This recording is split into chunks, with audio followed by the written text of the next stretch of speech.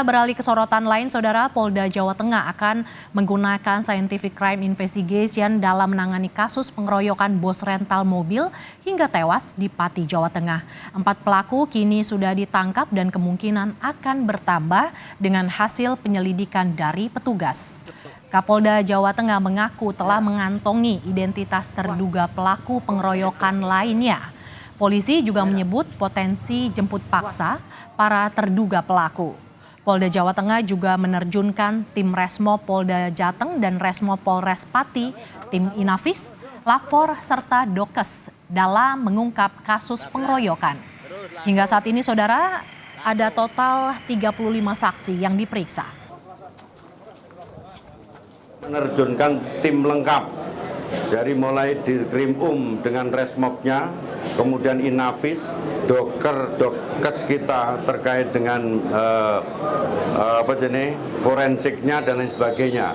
Dengan harapan kita menggunakan Scientific Crime Investigasi.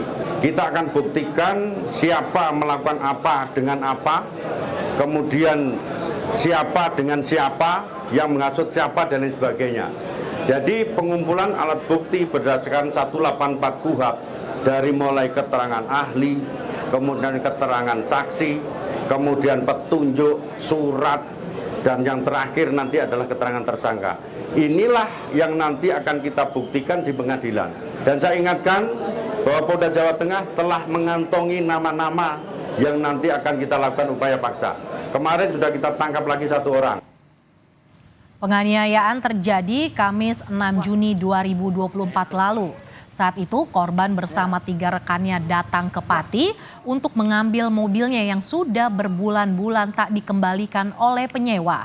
Naas karena tak ada pendampingan dan laporan ke RT setempat, keempatnya diteriaki maling hingga penganiayaan terjadi. Mobil korban bahkan turut dibakar warga. Polisi kini masih menelusuri asal-usul mobil rental yang ditemukan di Pati.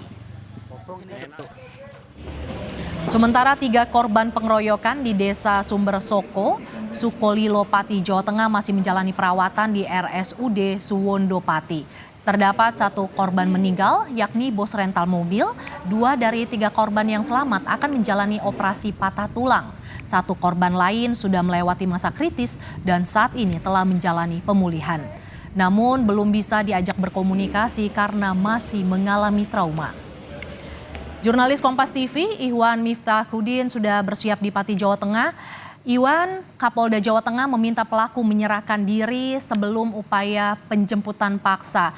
Lantas siapa saja terduga pelaku dan seperti apa perannya, Iwan? Ya, selamat siang Mercy dan saudara. Kasus pengeroyokan yang terjadi di Desa Sumber Soko, Kecamatan Sukolilo, Pati yang terjadi pada Kamis pekan lalu ini hingga saat ini masih terus dalam proses penyidikan oleh aparat kepolisian.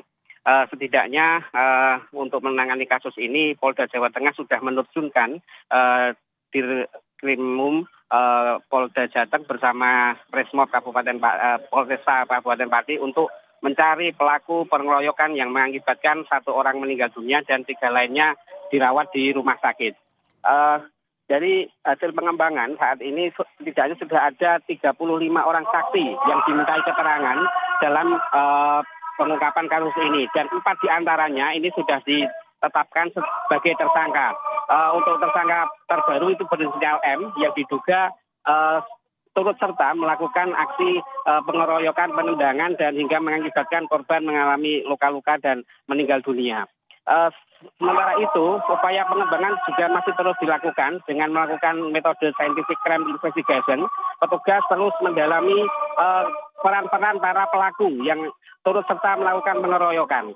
Dan dari hasilnya, petugas sudah mengantongi beberapa nama yang dalam hal ini sudah dipanggil untuk dimintai keterangan.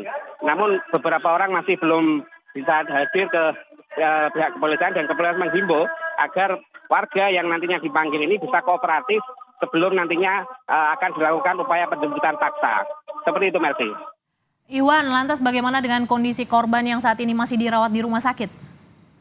Ya, untuk 3 korban yang saat ini menjalani perawatan di rumah sakit, kondisinya kami konfirmasi terakhir sudah mulai membaik.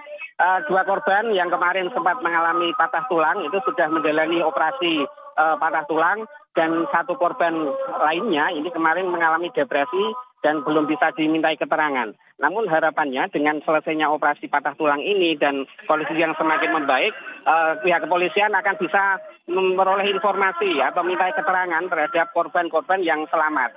Jadi diharapkan dalam waktu 1-2 hari ke depan, para korban yang selamat ini bisa dimintai keterangan dan bisa menjelaskan kronologi kejadian sebelum nantinya akan dicocokkan dengan keterangan-keterangan saksi yang ada di lokasi kejadian. Seperti itu, Mercy.